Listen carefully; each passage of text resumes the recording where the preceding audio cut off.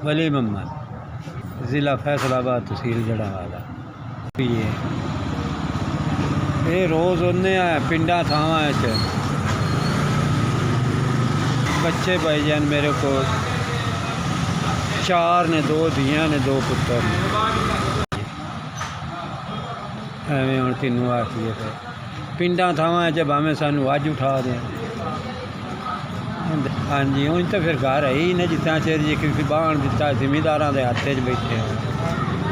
कोई नहीं कभी हुण अगे कुछ आ रहे ने वध कमाइंदे, हुण कोई नहीं 600 700 600 700 हुण वो सीजन चला गया जी। वो 600-700 रुपया लग रहा है जी। कमज़ोरी है जी, कमज़ोरी मगर बाहर आए फिरने और की है जी।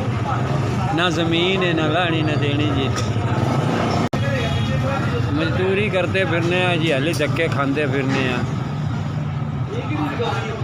करता तो पिया जी, गरीब आदमी है, मजदूरी करते वाने जी।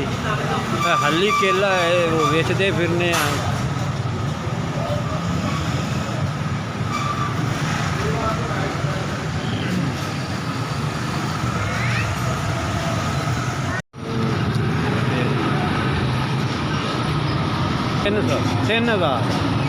तीन हज़ार भाई। हाँ जी बिल्कुल, अल्लाह ने हयाती करें तो बच्चों की भी हयाती होवे जी। उन्हें जिन्हें मैनू पैसे दिते 3000 रुपया दिता जी उन्हें, कि अल्लाह हयाती करे तो बच्चों की भी तो उनकी भी करे जी, उनके तो रहमत करे और भला करे। जिस मैनू 3000 भेजा SPS गुलाम है जी, तुहानू